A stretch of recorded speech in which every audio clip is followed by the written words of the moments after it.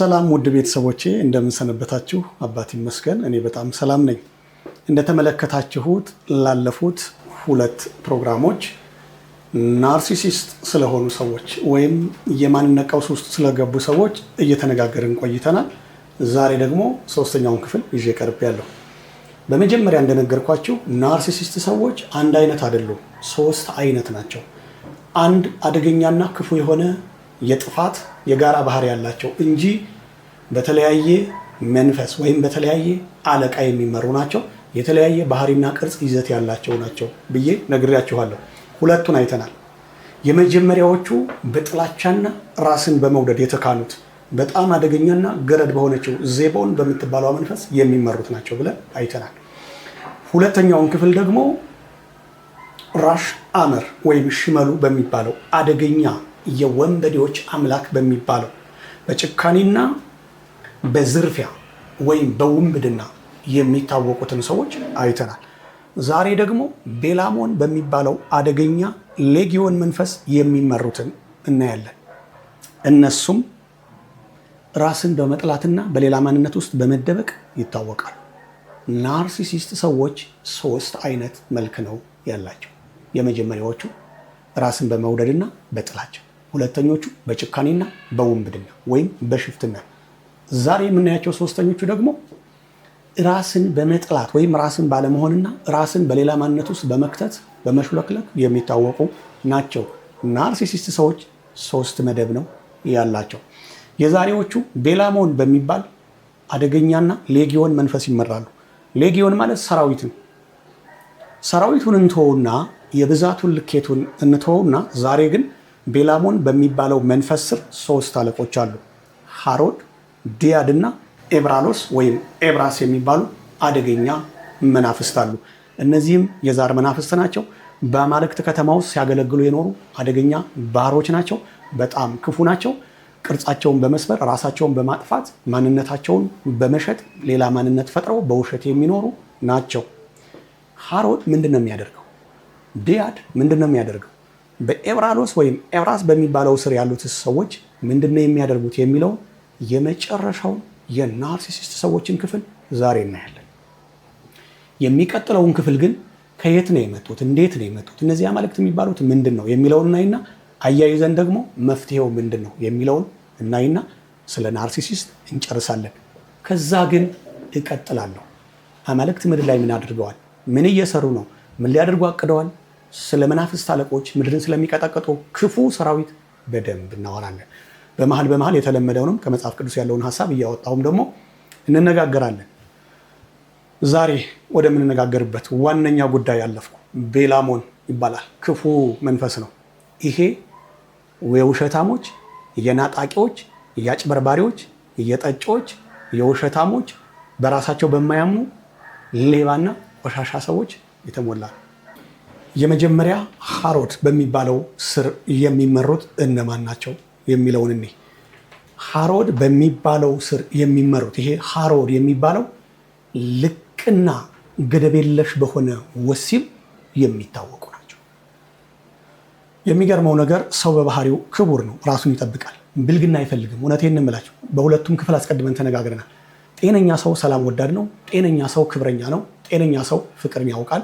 ጤነኛው ሰው ለራሱ ክብር ይሰጣል፣ አምላኩንም ያውቃል ተባብለናል። በእነዚህ ክፉና አደገኛ መናፍስት የተለከፈ ሰው ግን ወሲባዊ ጉዳይ ላይ በጣም ልቅ ነው። ሃሮድ የሚባለው የመጀመሪያው የሚሰራው ወሲብ ላይ ነው። በጣም ልቅ የሆነ ወሲብ፣ እጅግ በጣም ምንም ከዚህ ተመለስ የማይባል አደገኛ የሆነ የወሲባዊ ስርዓት ውስጥ የተጨማለቁ ናቸው። እንዴት የሚለው ሴቶቹም ይሁን ወንዶቹ የፍቅራቸውን የሚገልጹት ወይም አብሯቸው ካለ ሰው ጋር የሚገልጹት በማኩረፍና በድብድብ። ሰው ሲደበደብ፣ ሰው ሲገረፍ፣ ሰው ሲጠላ የፍቅር መግለጫ ሊሆን አይችልም። በዚህ ቤላሞን በሚባለው ገዢ መንፈስ ስር ባሉት ሃሮድ በሚባለው ንዑስ አለቃ የሚመሩት ግን ልቅ ወሲብ ውስጥ ያሉ ናቸው። በሴቶች ደግሞ ባስ ያለ ነው። ሴቶቹ ወንድ ይወደኛል ብለው የሚያስቡት ወይም ባላቸው ያፈቅረኛል ብለው የሚያስቡት ሲደበድባቸው፣ ሲሰድባቸው፣ ሲወጣም በጥፊ ሲገባም በጥፊ ስድብ፣ አንቺ አህያ በክት የታባሽ ሄደሽ ነው ሲወጣም በቦክስ ሲገባም በቦክስ የሚደበድባቸው ሰው ይፈልጋሉ። ሁልጊዜም የኔም ቤት የኔ ውድ እንዴት ዋልሽልኝ ደህና ነሽ ወይ ብሎ ከገባ ጸብ ነው የምትፈጥረው። በጥርሷ ልትለዘለዝለው ነው የምትነሳው። በቃ ንቆኛል ብላ ነው የምታስበው። ለምን እንደው ታውቃላችሁ? የነዚህኛው ክፍል ሰዎች እነዚህ አይነቶቹ ናርሲሲስት ሰዎች ራሳቸውን ያጡ ናቸው። በሰው ማንነት ውስጥ ነው የሚኖሩ፣ በመዋሸት በመቀላመድ የተለያዩ ቆሻሻዎችን በመሸከም። ቆሻሻ ስላቸው አካላዊ ቆሻሻ አይደለም። ሰዎች ሀሳባቸውን እነሱ ጋር አድርገው በቀላሉ ገዝተው የሚያሽከረክሯቸው አይነት ሰዎች ናቸው። ሰው የሚወዳቸው ሲደበድባቸው። ሴቶቹ ባስ ያሉ ናቸው። ሁልጊዜ ከባላቸው ጋር ከባድ የሆነ ረብሻ ውስጥ ነው የሚገቡት። ካልተደበደቡ ካልተቀጡ በቃ ፍቅር ያለው አይመስላቸው። ወንዱም እንደዚሁ ሲገባ በነገር ካለበለበችው፣ በጥፊ ካልመታቸው፣ ወይ ካልነከሰችው፣ ወይ ቃንስታ ካልሰበረች የምትወደው አይመስለው። ሌላ ጋር ሄዳ ነው ብሎ ያስባል። ከነዚህ ሰዎች ጋር ስትጋቡ ነው ኑሯቸው ሲኦል የሚሆነው። እንዲህ አይነትን ስብዕና ጤነኛ ሰው ማስተናገድ አይችልም። እኔ የምትጠይቁኝ እንደዚህ ማስተናገድ አልችልም። ምን ማለት ነው? ሚስቴ ርስቴ ናት፣ ለእኔ ድብቅ ሀገር ናት፣ ለእኔ ቤተ መቅደሴ ናት ሚስቴ። እኔ የእሷ ብቸኛ ካህን ነኝ። እንዴት ነው ስወጣ ስገባ በቦክስ ሚስቴን የምመታው? እንዴት ነው ስወጣ ስገባ በጥፊ ሚስቴን የምመታው? የት ዋልሽ፣ የት ሄድሽ፣ ምን አደረግሽ ብዬ ከእሷ ጋር በየቀኑ ትጨቃጭቃለሁ። ይሄ የሰውን ስብዕና የሰውን ተፈጥሯዊ ማንነት የሚጋፋ አደገኛ ነገር። አንደኛው ፍቅራቸውን የሚገልጹት በመደብደብ። አንዳንዶቹ ቆመው በመደብደብም የሚረኩ አሉ፣ ራቁት በማየት የሚረኩ አሉ። ልቅ የሆነ እኔ ቃላት የለኝም። በፊልም ሁሉ የምናያቸው የሚሰሩ በጣም ቆሻሻ የሆኑ የፊልም አይነቶች፣ የወሲብ አይነቶች አሉ አይደል? ከነሱ የባሰ በጣም አደገኛ ነገር ነው የሚያደርጉት። ከአልጋ ላይ ወድቀው፣ ከዛፍ ላይ ወድቀው፣ ከመኪና ላይ ወድቀው ሁሉ የሞቱ ብዙ አሉ። በዚህ ዛፍ ላይ ሁሉ ወሲብ ያደርጋሉ። ምንም ቃላት የለኝም። በጣም ቆሻሾች ናቸው። ሁለተኛው አሁንም ከወሲብ ጋር በተያያዘ ባህሪያቸው ምንድነው? እዚህ ባህር ወድ ስር ያሉት ከኃይል ጋር የተቀላቀለ አሁንም ወሲብ ራሱ ከዱላ ጋር በተቀላቀለ በቃ ይሄ ዲስሪስፔክት አለ አይደለም፣ ክብር አልባ የሆነ በቃ እየደበደበ ራቁቷን አድርጎ ያገላበጠ እየነከሰ በቃ ብልሽት ባለ መንገድ ነው የሚፈልጉት። ደስ የሚላቸው እንደዛ። በጣም የከፋ ባርነት ነው እነሱ ላይ እየሰለጠነው። ባህር ወድ ስር ያሉት ሶስተኛ ባህሪያቸው ደግሞ ከገዛ ዘመዶቻቸው ጋር ይዋሰባሉ። ምንም ችግር የለባቸው። ከወንድማቸው ጋር፣ ከእህታቸው ጋር፣ ከአክስት ልጅ፣ ከእህት ልጅ፣ ከሚስት እህት፣ ከሚስት ወንድም፣ ከባል ወንድም በቃ ምንም ችግር የለባቸውም። አስፈላጊ ከሆነ የዘገነንኝ ቢሆን ልንገራቸው፣ መልሶ ከእናቱ ጋር አልፎ ከአያቱ ጋር ቢሆን ወንዱ ወሲብ ይፈጽማል። ችግር የለበትም። ሴቶቹም አያታቸውም ቢሆን አባታቸውም ቢሆን ወንድማቸውም ቢሆን ችግር የለባቸው። ምንም ወሲብ ያገኙ እንጂ ምንም ችግር የለባቸው። እነዚህኞቹ ናርሲሲስት ሰዎች ከራሳቸው ማንነት የወጡ ከሰው ተፈጥሯዊ ማንነት የወጡ በጣም አደገኛ ባህሪን የተላበሱ ናቸው። ከነዚህ ጋር የተጋባን ቀን ነው ዕዳ ውስጥ የምንገባው። በጣም አደገኞች ናቸው። ዓለምንም በዝሙት ያቆሸሹት እነዚህ ናቸው። ሴተኛ አዳሪነትን ያመጡት፣ ገላን መሸጥ ያመጡት፣ ልቅ የሆነ የወሲብ ፊልምን የፈበረኩት፣ ሁሉንም ነገር ወደ ንግድ ቀይረው ምድርን ያበላሹት በጣም አደገኛ ሰዎች እነዚህ ናቸው። እንዲህ ገንዘብ ፈልገው ወይ ደግሞ የሆነ አዲስ ፋሽን ለመፍጠር ፈልገው አይደለም። የሚያሰለጥናቸው መንፈስ በተወላሸ የወሲብ ፍላጎት ውስጥ የቆሸሸ ስለሆነ ነው። ይሄ ሃሮድ በሚባለው ንዑስ አለቃ ወይም ከቤላሞን ተከታይ የሆነው አለቃ የሚያዛቸው ናቸው። ሁለተኛው ዲያድ የሚባለው ምን ያደርጋል የሚለውን ደግሞ ቀጥለን እንዲህ ዲያድ በሚባለው የሚመሩት ስለ ቤላሞን እያወራን ነው። ዲያድንም የሚጠረንፈው ይሄ ቤላሞን የሚባል ነው ወይም የሚገዛው። ዲያድ በሚባለው ስር ያሉት ደግሞ ውሸታም፣ ሌባ፣ አጭበርባሪ፣ ቁማርተኛ፣ ጠጪ፣ በህይወታቸው የማይታመኑ አደገኛ ሰዎች ናቸው። እነዚህ ሰዎች ሁለት መገለጫ አላቸው። ናርሲሲስቶች ናቸው። እነዚህ የማንነት ቀውስ ውስጥ የገቡ ጭራሽ በማንነታቸው ደግሞ የማይተማመኑ ቆሻሾቹ ናቸው። ደግሞ እነዚህ የሚገዛቸውን መንፈስ በጣም ቆሻሻ ጭንጋፍ የሆነ መንፈስ። የመጀመሪያው ባህሪያቸው ምንም ነገር ሊነግሯችሁ ሲፈልጉ እውነቱን አይነግሯችሁ። ወይም እኔ እንደዚህ ፈልጌ ነበር፣ እንደዚህ ላደርግ ነበረ፣ እንደዚህ ሆኖ ነው አይሏችሁ። እገሌ እንደዚህ ሆኖ ብለው ይጀምራሉ። የእነሱ ታሪክ ነው። ገንዘብ ሊጠይቋችሁ ሲፈልጉ፣ የጎደላቸውን ነገር ሊጠይቋችሁ ሲፈልጉ፣ ወይም እውቀት ፈልገው የሆነ መረጃ ፈልገው ሊጠይቋችሁ ሲፈልጉ የሆነ ሰው እኮ የሆነ ቦታ ሊሄድ ነበር ይላሉ። ሀሳብ ሲያነሱ እሺ ትላላችሁ። ትኬት እንደ ዋጋው ስንት ነው ብለው ጠይቆኝ እኔ ደግሞ ስለማላቅ ስንት ነው ይሏቸው። እነሱ ናቸው ሊሆኑ ይፈልጉ። እከሌ ሊያገባ ነበር፣ እንዲሁ ሰርግ ወጪው ስንት ይሆናል? እንዲሁ ሚስቱ እንደዚህ አይነት ባህሪ ያላት ወይም ባሏ እንዲህ አይነት ባህሪ ያለው እንዴት ነው ብሎ ይጠይቃሉ። እኔ ላገባ እፈልጋለሁ፣ እኔ የሆነ ቦታ ልጓዝ እፈልጋለሁ፣ እንዴት ነው ያለው ሁኔታ? ትኬት ስንት ነው? ጉዞ ምን ያህል ይፈጃል? ስንት ቀን ይፈጅብኛል? አድካሚ ነው ወይ? መንገዱ ጥሩ ነው ወይ? መጥፎ ነው ወይ? ችግር አለ ወይ ብለው በራሳቸው አይጠይቁ። ምንም ነገር ሲፈልጉ እከሌ እኮ እንደዚህ ብሎ ሰርቀው ራሱ የሆነ ዕቃ ደብቀው እከሌ እኮ የቀሌን ዕቃ ሰርቆ ይላሉ። ወይም ደግሞ እከሌ እኮ ዕቃ ጠፍቶበት አብዷል ይላሉ። የሰረቁት እነሱ ናቸው። ወደ ሶስተኛው ወደ ኤብራሎስ ስንመጣ ደግሞ ይህን ባህሪያቸውን በደንብ እናየዋለን። ምንም ነገር ሲጠይቋቸው በቀጥታ እንዲፈልጌ ነው ወንድሜ እህቴ ብለው ምን አይሉ የኔ ጌታ የኔ እመቤት ብለው አይጠይቁ። የሆነ ሰው እኮ እንደዚህ ሆኖበት ምናምን ይላል። የሆነ ሰው እኮ የሆነ ቦታ ሊሄድ ይላል። የሆነ ሰው እኮ የሆነ ነገር ቸግሮት ይላል። የሆነ ሰው እኮ የሆነ ነገር አድርገው ይላሉ። ሐሜተኛ፣ አሽሟጣጭ፣ ክፉ፣ አድመኛና አሉባልተኛ ወሬኞችም ናቸው። የመጀመሪያው ባህሪያቸው በዚህ በዲያድ ስር የሚመሩት አጭበርባሪ፣ ጠጪ፣ ሌባ፣ ወመኔ ናቸው። ስለዚህ ባህሪያቸው ምንድን ነው? ምንም ነገር ሲፈልጉ ቀጥታ ይጠይቁ። ሁለተኛው ባህሪያቸው ምንም ነገር ሲያዩ ወደ ገንዘብ ነው መቀየር የሚፈልጉ። ምንም ነገር ሲያዩ የእናታቸው ቀሚስ አዲስ የተገዛ ወይም ከላውንደሪ ቤት መጥቶ ተቀምጦ ወይም ታጥቦ ተሰጥቶ ድንገት ዠቅ ብሎ ካዩት ይሄ ቀሚስ ስንት ያወጣል ነው የሚሉ። የእናቴ ቀሚስ በጣም ያምራል አይሉ። የእህቴ ቀሚስ በጣም ያምራል አይሉ። የአባቴ ኮት፣ የአባቴ ልብስ በጣም ያምራል፣ የአባቴ ጫማ፣ የወንድሜ የእህቴ አይሉም። ይሄ ዕቃ ስንት ያወጣል ይላሉ። ወዲያው ነው ወደ ገንዘብ መቀየር የሚፈልጉት። ምንም ነገር ትንሽ ሀሳብ ስታወሯቸው ያንን ሀሳብ የራሳቸው አድርገው የሚፈጥሩት አድርገው ራሳቸው ያሳለፉት የራሳቸው ተሞክሮ አድርገውም ደግሞ ወደ ቢዝነስ ነው የሚቀይሩት። ምንም ነገር ወደ ገንዘብ ነው የሚቀይሩት። የሚገርማቸው ነገር ቤተክርስቲያን ውስጥ መጥተው ቤተክርስቲያን ውስጥ ንግድ የሚያስፋፉ የሚሸቅጡ ሰዎች በህንፃ ሰሪ ኮሚቴ ውስጥ ገብተው ቤተክርስቲያኑ ሳያልቅ ወይም የሚሰራው ህንፃ ሳያልቅ ማስፋፊያው ሳይጠናቀቅ የራሳቸውን ከረጢት የሚሞሉና የራሳቸውን ቤት ገንብተው የሚጨርሱ ሰዎች ናቸው። ሙዳይ ምጽዋት የሚገለብጡ ሰዎች ናቸው። በነዋይ ቅድሳት ሰበብ ህዝቡን የሚያጠቡ ቤተክርስቲያኒቷን ወደ ለየለት የንግድ ስፍራ የሚቀይሩ አደገኞቹ በዲያድ የሚመሩት እነዚህ አደገኛ ሰዎች ናቸው። ምንም ነገር ሲያዩ ወደ ገንዘብ ይቀይራሉ። የሆነ ቆንጆ ሰው እንኳን ሲያዩ በእርግጠኝነት ይሄ ሰው ሊታረድ ካለ ወይም ይገደል፣ ይሄ ሰው ይፈለጋል ወይ ደግሞ እንዲህ አይነት መልክ ዋጋ ያወጣል ከተባሉ ሰውየውን ለመሸጥ ይስማማሉ። ምንም ነገር ሲያዩ ሁለተኛው ባህሪያቸው ወደ ገንዘብ ነው የሚቀይሩት። በመንግስት መስሪያ ቤት ውስጥ ያሉት የሀገሪቱን በጀት እልም አድርገው እየጠጡ የራሳቸውን ውሽማ እየደረደሩ የራሳቸውን ዕቃ እየገዙ የራሳቸውን ቤት እየገነቡ መንግስት የሚበጅተውን በጀት የሚሰራውን መንገድ የሚሰራውን ሆስፒታል የሚሰራውን ትምህርት ቤት የሰራዊቱን በጀት አጠቃላይ ለሀገሪቷ የሚመደበውን ውስጥ ለውስጥ እየሄዱ ሙልጭ አድርገው የሚበሉት አገሪቷ ላይ የበጀት እጥረት የሚፈጠረው የሚበጀተው በጀት በየዓመቱ ግቡን ሳይመታ ምንም ሳይሰራ ህዝቡ በድህነት የሚማቀቀው እነዚህ በዲያድ የሚመሩት ራሳቸውን የጠሉ በሌላው ማንነት ውስጥ የተደበቁ አደገኛ ሰዎች ናቸው። የትም ቦታ ነገሮችን ወደ ገንዘብ የመቀየር የመስረቅ፣ የመጠጣት፣ የመዝናናት፣ የመገልሞት፣ የመዘሞት ፍጹም የሆነ ርኩሰት ውስጥ የምታገኟቸው እነዚህን ሰዎች ናቸው። በደንብ ይዋቸው። ዲያድ በሚባለው የሚመሩት እነዚህ ሁለት አይነት ባህሪ አለባቸው።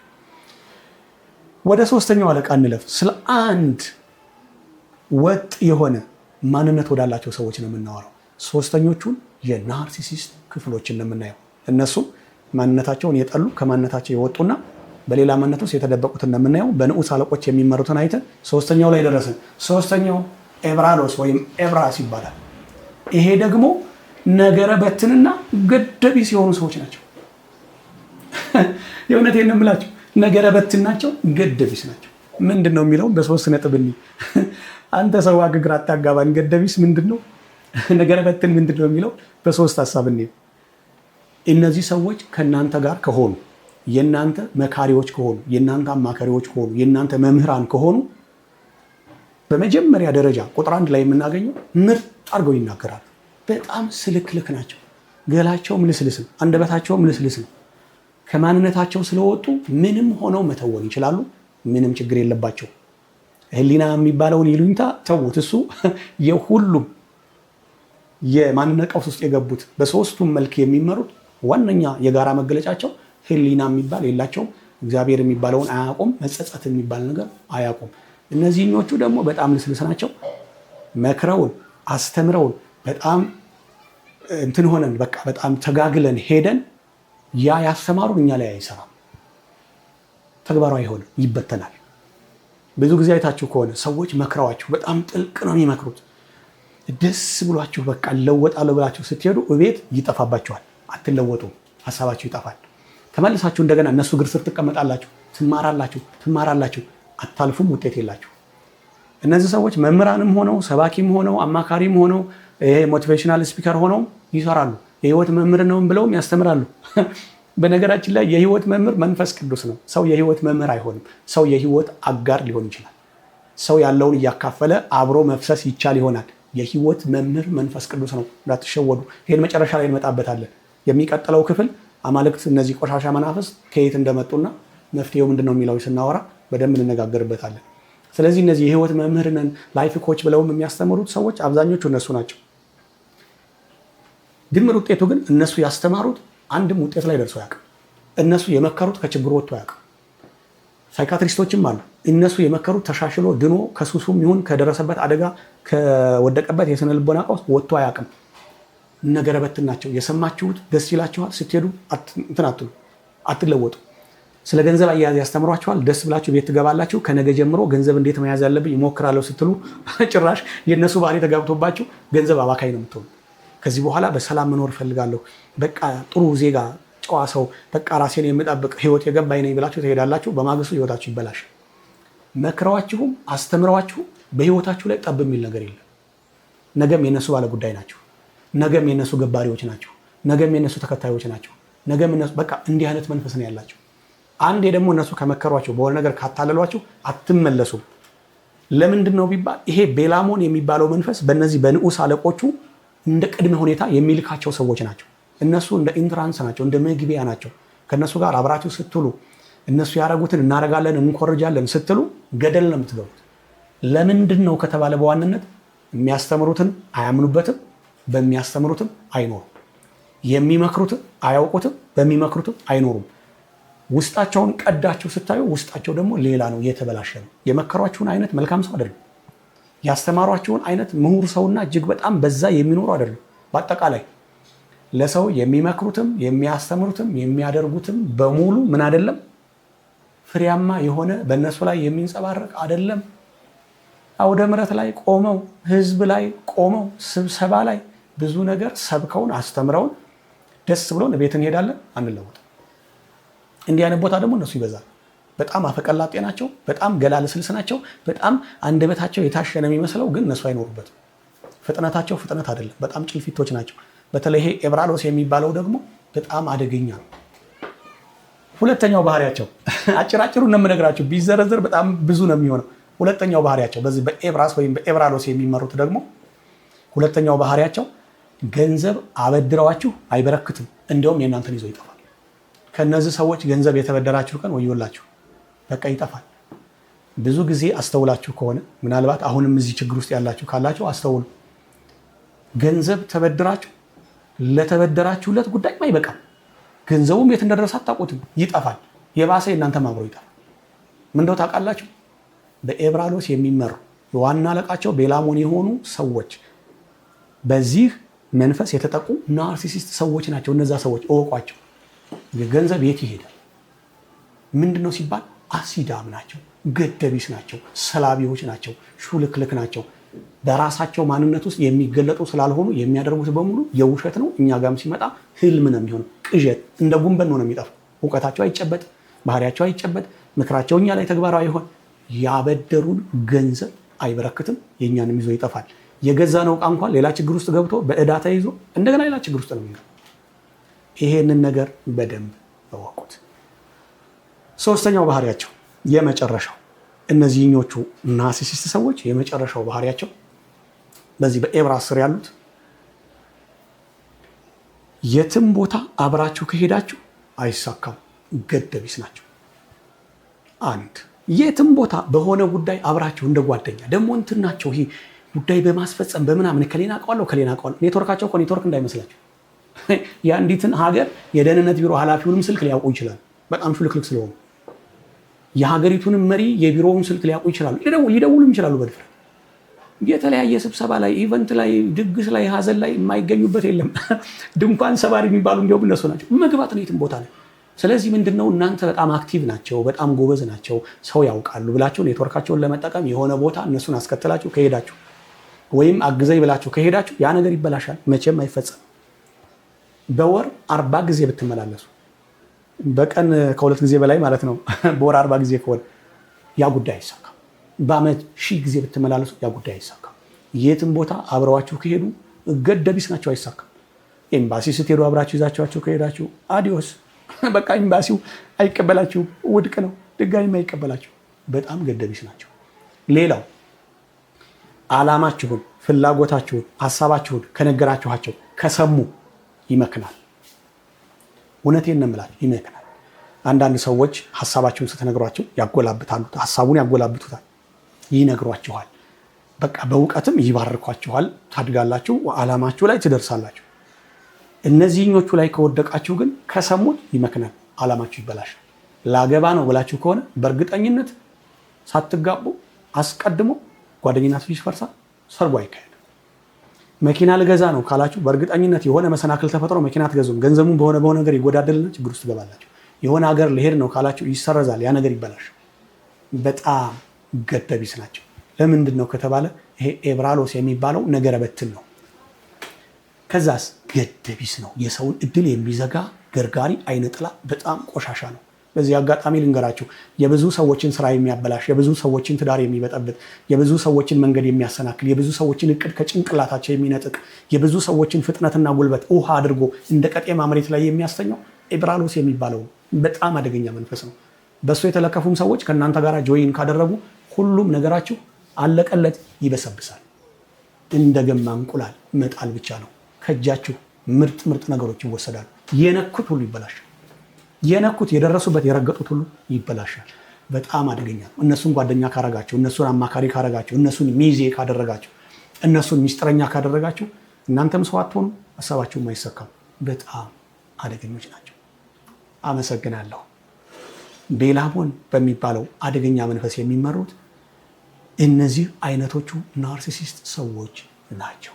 በጣም ባለጌ፣ በጣም ስድ፣ ጠጮች፣ ቁማርተኞች፣ ተለዋዋጮች፣ ምንም ህሊና የሌላቸው ነገር የሚበትኑና ገደቢ ሰዎች ናቸው። ይዘዋቸው ገደል የሚገቡ ከልሰን እንየውና የዛሬውን ሀሳባችንን እንቋጭ። የዛሬውን ሀሳብ ስንቋጭ በ3 ክፍል ያቀረብኩላችሁ የናርሲሲስት ሰዎችም ሀሳብ አብሮ ይቋጫል። ቀጣይ ስንገናኝ ከየት ነው የመጡትና መፍትሄውን ነው የምናየው። ቤላሞን በሚባለው ስር ሃሮድ፣ ዲያድ እና ኤብራሎስ ወይም ኤብራስ የሚባለው 3ቱ አለቆች ይገኛሉ። እነዚህ 3ቱ አለቆች ደግሞ በወሲብ ቅሌት፣ በጣም መጥፎ በሆነ በነገረ በትንና እጅግ በጣም ክፉ በሆነ መዋቅር ውስጥ ያሉትን ሰዎች የሚመራ መንፈስ ነው። ለነበረን ጊዜ በጣም አመሰግናለሁ። እነዚህን ሰዎች በደንብ ይዋቸው፣ በደንብ ተመልከቷቸው። ጠቅለል አድርጌ ደግሞ መፍትሄው ላይ ስመጣ 3ቱንም በአንድ መልክ እናያቸውና መፍትሄው ምንድን ነው የሚለውን እናወራና እንጨርሳለን። ከዛ በኋላ ግን በደንብ እንቀጥላለን። ምድር ላይ ስላሉ አደገኛ መናፍስት በመግቢያ እንደገለጽኩላችሁ እሱን እናወራለን። ለዛሬው ግን ይበቃናል። እኔ ወንድማችሁ አለማየሁ ነጋሽ አብሬያችሁ ነበርኩ። በተወደደ አክብሮት ሰላም ብያለሁ። ደህና ሁኑ።